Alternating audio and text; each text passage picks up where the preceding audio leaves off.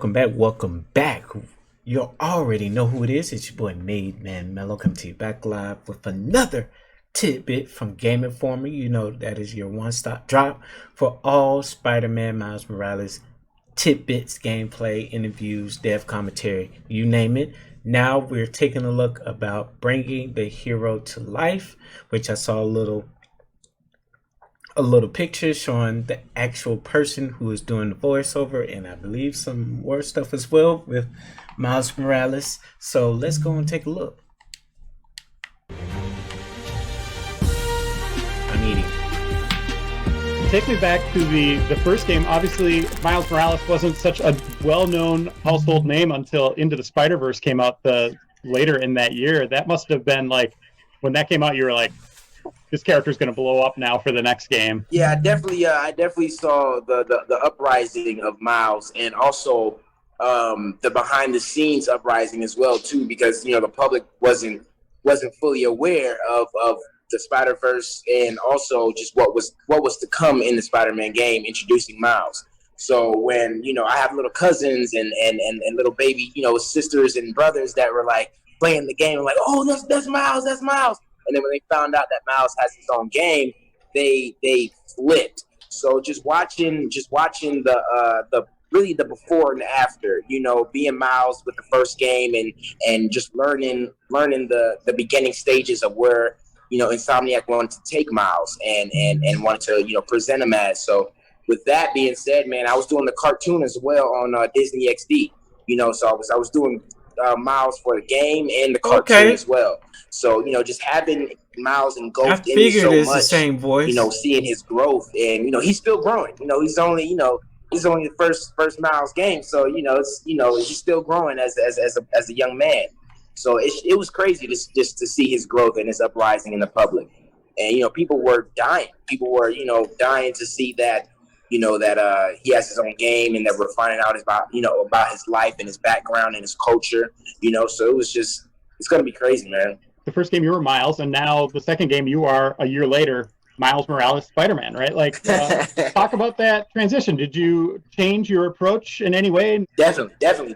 Because starting off with Miles, I wanted to just get get his genuine personality, just the innocence about him first. So it wasn't about jumping into it and being a Superman, a Spider-Man. It wasn't just jumping into it and being a hero. It was jumping into it and learning this young man and our connection, between each other. So learning that, and then growing, just being the innocence and the youth, because in the Disney XD cartoon, he's, I want to say 13, 14. And in the game, he's a little older, 16, 17. So just having those different, going back and forth between the sessions, toning down the manliness, growing into Miles, and then coming into the booth, and then doing the kid voice of Miles. It's a trip, man. It's a huge trip, but it also helped a lot because it kind of put me in that mind state of when he is Spider-Man, when he is owning up to fighting the villains, and he is a different person. He's a little crazier flying. He's that man. He's that fighting that. You know what I mean? He's that leader. So it was a great transition, but I also needed it to just to blend everything well together. You know what I mean? To make it human, if that makes sense. To make it just human and natural and organic. So yeah, when I first went into Miles, I wanted to learn. It just reminds me of the Spider-Verse where they swinging together. And then growing into that, he's smart, he's a genius, he's a straight A student. Like, dude is smart. You know what I mean? So learning that first and getting in tune with that, and then when the superhero kicked in, then it was like a whole other notch kind of stepped in. Then I kind of put myself in there too. Did his web stop?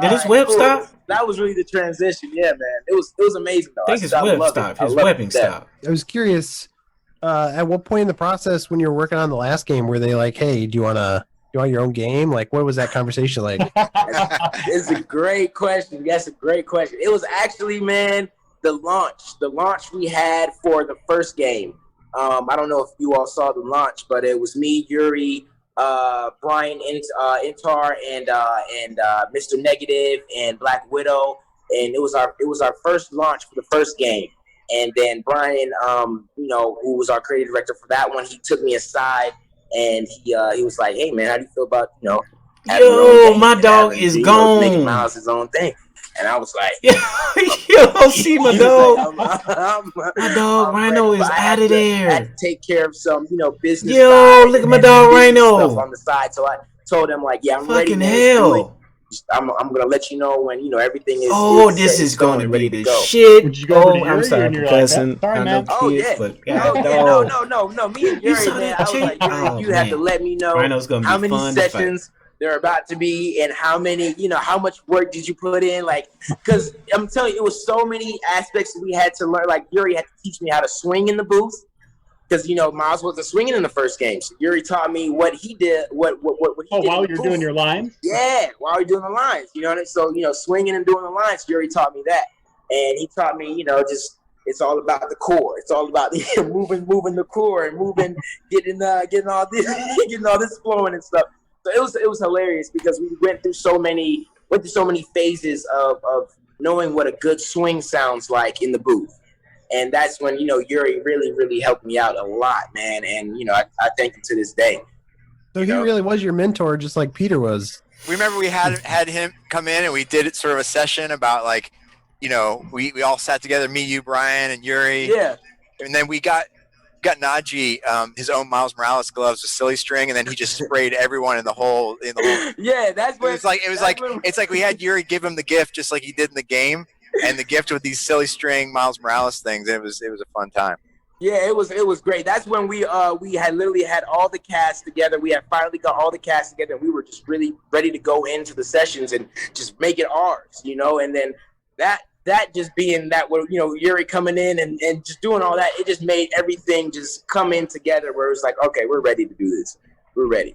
And Yuri, I text him to this day, call him. He texted me last week checking in on my family. So me and Yuri, man, like I love him to death, man. Me and Yuri is, like this in real life too, not just, for the cameras and stuff. Like seriously, like people know that too. Like people know me and Yuri have like such a really good relationship. Why they had to make it so sweet like that? Great. That's great. Did you guys do any motion capture and did you guys finish production before the world kind of fell apart with COVID and everything? Like what was that process like? Yeah, it's so Najee and we shot for about close to like a year and a half, I think, is what we had in shooting. I think that's about right, Naj. It's like a year and a half, too? Yeah, year and a half, too. Yeah. We were doing VO all the way through, right? So we did a tremendous amount of VO towards the end, but we got most of the performance capture done before the COVID hit, and that was great. So we got most of Thank God. Yeah, full performance on there. But there was a couple reshoots that we had to do, and Naj did fantastic VO. And we had other actors that were up in Canada just to be able to perform that because we just had to get new scenes created. Oh, the break dance. I would say 99% of what you see in there is going to be Naj and then the talented stunt actors that work with him. And we try to give Naj as much Spider-Man stuff as possible. Tell him, man. Tell him all the actual blood, sweat, and tears. All of it. Like, oh my gosh. He practiced. We had the mocap actors come in who are stunt doubles, and we did actually a Spider-Man training session on how to pose, how to get all those iconic Spider-Man poses. And Najee did the work.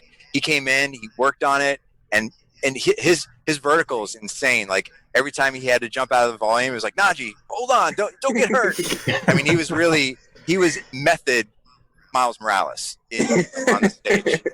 Curious too, like, do you already speak Spanish? Because I know what Miles does. Or did you have to do anything to study up on that side of his background? Yes.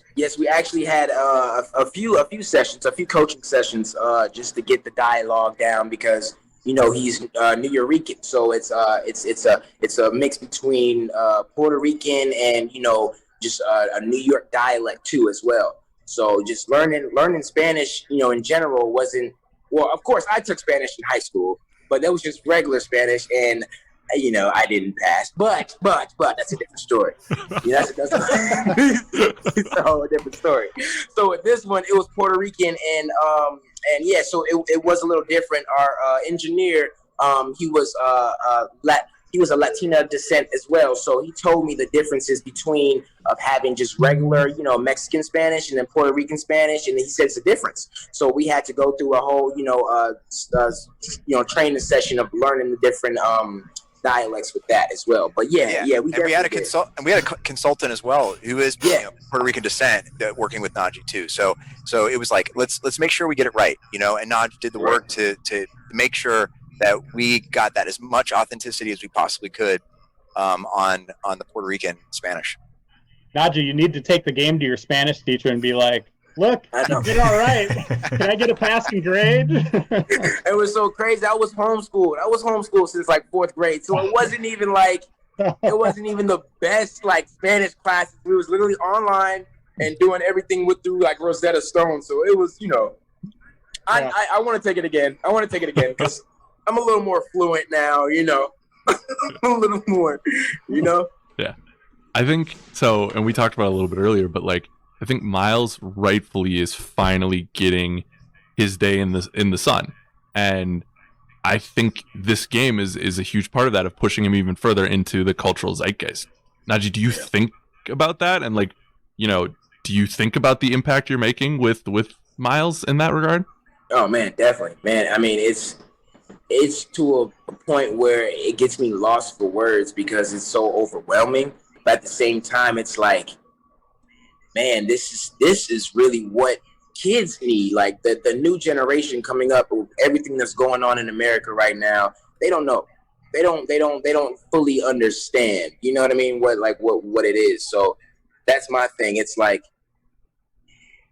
for this new generation that's coming up, and seeing the younger kids that I have under me, like my little cousins and my friends' little brothers and sisters. I have a little niece. Just for them seeing it.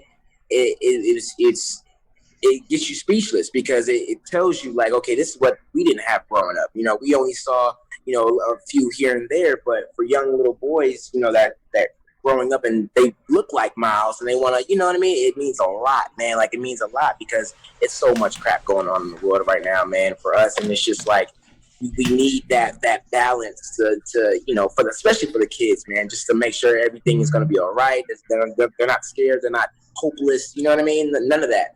But also too, with the different cultures that we're hitting in this game and also the different aspects that we're hitting, we have so many things that are going to surprise people that we brought to the game. And it's so many like crowds. I'm telling you, I'm watching what I'm saying, but like, you're doing a great job, Najee. You'll get it. Don't be like Tom. So many aspects don't be like Tom. That we're hitting that please. So many people are gonna, feel related to, and they're gonna be very pleased that we touch these subjects. Sorry, you did your thing, Najee. Don't be like Tom. Tom spill it in a heartbeat. So that was good. But while he was interviewing and stuff, while he was doing his talk, man, the gameplay did pay attention to that gameplay. You saw the different transitions from when he was inside the building to going out the building. The seamless transition going through that tube with the backpack on. He had the backpack on, going through the tube, going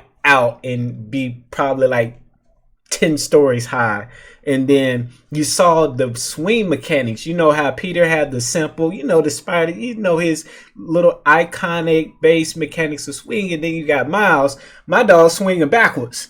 Y'all ain't noticed that. My dog was swinging backwards and flip. He was upside down, backwards, flipping and just swinging, freestyling pretty much. Adding his own flavor to it while still learning.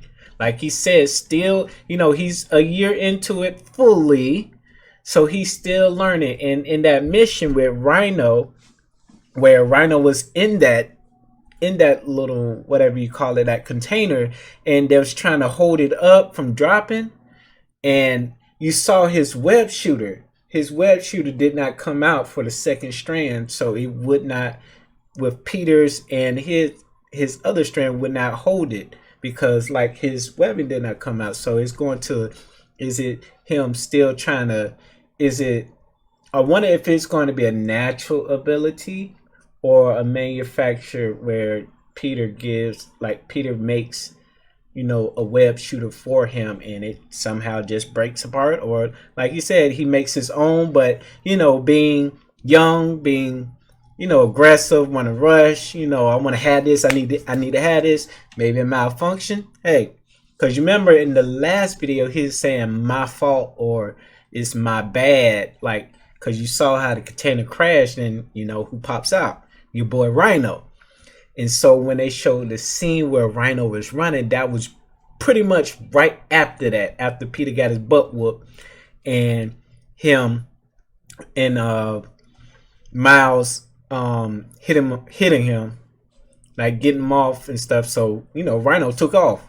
And you saw how Rhino is that scene is going to be crazy. That whole fight scene is going to be crazy. So you start with chasing the container, swinging with Peter, seeing that cinematic and probably doing a little gameplay there.